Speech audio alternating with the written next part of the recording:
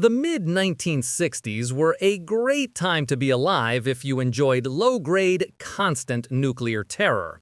The Cold War was in full swing, and American foreign policy was dictated by something called the domino theory. The idea was simple. If one country in Southeast Asia fell to communism, all its neighbors would topple over like a line of cheap, red-painted dominoes. Vietnam was the domino currently wobbling.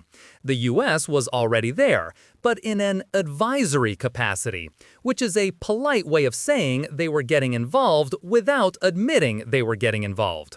President Lyndon B. Johnson, a man with the subtlety of a freight train, wanted a more direct approach. He just needed a good reason.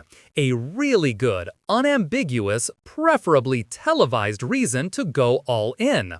History is often disappointingly accommodating to men who are looking for an excuse. So, to help find that reason, the U.S. Navy was running these little errands called DeSoto patrols.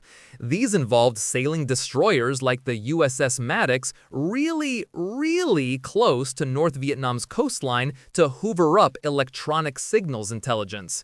It was basically the naval equivalent of putting a glass to your neighbor's wall. On August 2nd, 1964, the neighbors noticed.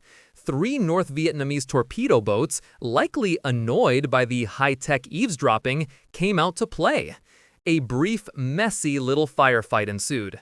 The Maddox fired over 280 shells, U.S. fighter jets strafed the boats, and 1 torpedo was allegedly fired and missed. Nobody died on the American side. It was a real, tangible event, a skirmish. But a skirmish isn't quite the galaxy-defining moral outrage LBJ was shopping for. Back in Washington, the August 2nd incident was met with a mix of concern and, let's be honest, opportunity. Secretary of Defense Robert McNamara, a man who saw the world as a complex math problem he was destined to solve, saw an opening. This was 1964, an election year. Johnson couldn't afford to look soft on communism. His opponent, Barry Goldwater, was suggesting the U.S. should just turn Vietnam into a glowing parking lot. So the pressure was immense. They needed a follow-up. Something bigger, something that could be sold to the American public as a dastardly, unprovoked attack on innocent American sailors. They sent the Maddox back into the Gulf, this time with a buddy, the USS Turner Joy. It's like they were asking for trouble, or at least hoping to find something that looked enough like it. Then came August 4th, a date which will live in confusion. The weather in the Gulf of Tonkin that night was terrible. We're talking high seas, thunderstorms, and 0 visibility. The perfect conditions for seeing things that aren't there. Around 9 p.m., a young, inexperienced, and likely very stressed sonar operator on the Maddox started getting weird readings. Blips. Torpedoes, he thought. Lots of them.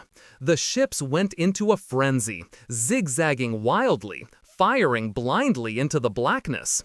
For 4 hours, the 2 most advanced destroyers in the U.S. Navy waged a heroic battle against, well, that's the multi-billion-dollar question. Frantic messages flew to Washington. Being attacked by hostile forces.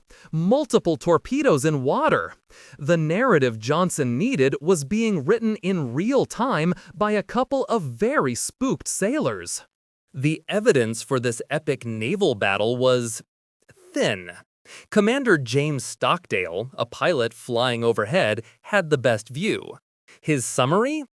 I had the best seat in the house to watch that event, and our destroyers were just shooting at phantom targets. He saw no enemy boats, no torpedo wakes, just American ships firing at the ocean. The sonar operators, it turns out, were likely picking up Tonkin ghosts, freak weather effects, and echoes from their own ship's rudder during sharp turns. One sonar man on the Turner Joy later admitted he was just feeding his superiors what they wanted to hear.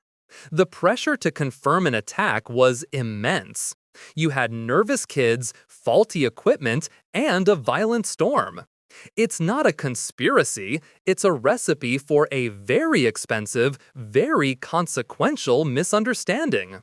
They were fighting their own propeller noise, an enemy far more insidious than anyone could have imagined.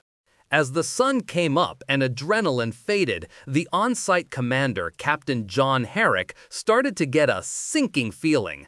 There were no wrecks, no bodies, no evidence of a battle at all, besides a lot of spent American ammunition. He sent a now infamous cable to Washington. It's a masterpiece of military backtracking. Review of action makes many reported contacts and torpedoes fired appear doubtful. Freak weather effects on radar and over-eager sonar men may have accounted for many reports. He went on, suggesting a complete evaluation before any further action was taken. This is the military equivalent of a text message saying, "You up? Also, pretty sure we just declared war on the weather? Please advise." It was a clear, unambiguous signal to pump the brakes, to wait, to think. So, of course, Washington floored the accelerator. That cable, the one screaming, "Wait," arrived in Washington hours before any major decisions were made. Robert McNamara saw it. He even read part of it over the phone to President Johnson. And then, they just kind of ignored it. It didn't fit the story they wanted. The initial panicked reports were much more useful. An NSA historian, Robert Haniak, would later discover that intelligence reports were deliberately skewed. Key North Vietnamese communications that would have proven their innocence were omitted from summaries sent to the president. It wasn't that they didn't have the truth, it's that the truth was inconvenient. They had their narrative, and they were sticking to it. Contradictory evidence be damned. Confirmation bias is a hell of a drug, especially when an entire war is waiting on the results.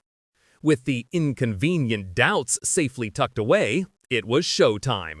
At 11:37 p.m., Johnson interrupted national television to address the American people. With the gravitas only a man about to start a war over sonar ghosts can muster, he announced that North Vietnam had launched unprovoked attacks against American vessels on the high seas. He spoke of aggression and the need for a firm reply. He didn't mention the storm, the faulty sonar, or the follow-up cable from his own commander pleading for caution. While he was speaking, his staff was busy putting the finishing touches on the Gulf of Tonkin resolution. It was a beautiful piece of political writing, giving the president the authority to use all necessary measures to repel attacks and prevent further aggression. It was, in effect, a blank check for a war. The next day, Congress, filled with patriotic fervor and a distinct lack of critical information, debated the resolution. The debate lasted a whole 9 hours. McNamara testified, assuring them the evidence was unequivocal. He conveniently forgot to bring up Captain Herrick's cable. The result was a landslide. The House passed it 416-0. The Senate passed it 88-2. Only 2 senators, Wayne Morse of Oregon and Ernest Gruning of Alaska, voted no. Morse famously declared, "I believe this resolution to be a historic mistake." History would, of course, prove him catastrophically correct. But at the moment, he was just a crank spoiling the National Unity Party. America had its mandate, signed, sealed, and delivered on the back of a thunderstorm. For years, the official story held, but lies, especially big ones, have a way of unraveling. Soldiers and journalists in Vietnam started asking questions. The official body count of the battle remained stubbornly at 0.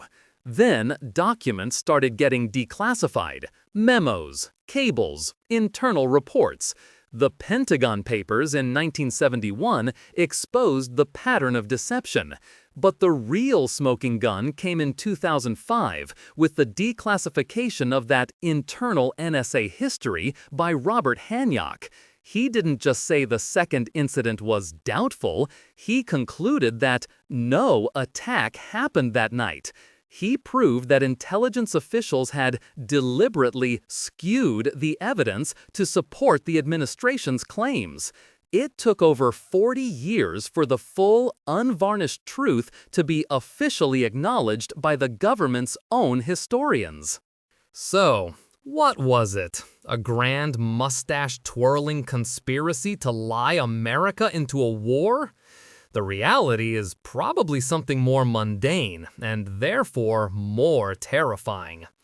It was a perfect storm, both literally and figuratively. You had politicians who desperately needed a pretext for war. You had a military command structure that prized aggressive interpretations over cautious ones. You had young, terrified sailors seeing ghosts in their equipment. And you had a system where information that confirmed existing beliefs was rocketed to the top, while contradictory facts got lost in a file cabinet. It wasn't one person telling one big lie. It was 1,000 little self-deceptions, convenient omissions, and willful blindnesses all marching in the same direction. They didn't have to invent a story from scratch. They just had to believe the one that was most useful to them, no matter how flimsy it was. The Gulf of Tonkin resolution, born from a phantom battle, became the primary legal justification for America's entire involvement in the Vietnam War. It led to the deployment of over 500,000 troops, the deaths of more than 58,000 Americans, and millions of Vietnamese. It fundamentally shattered the American public's trust in its government, creating a credibility gap that has never fully closed. All because of a stormy night, some jumpy sailors, and a handful of powerful men in Washington who heard exactly what they wanted to hear. It's a sobering reminder that sometimes the most monumental events in history aren't built on grand designs, but on the flimsy foundation of fear, ambition, and a bad sonar reading. The ghost ships of Tonkin may not have been real, but the war they started certainly was. If you enjoyed this video, please like, comment, and subscribe to our channel for more historical insights. Thanks for watching, nerds!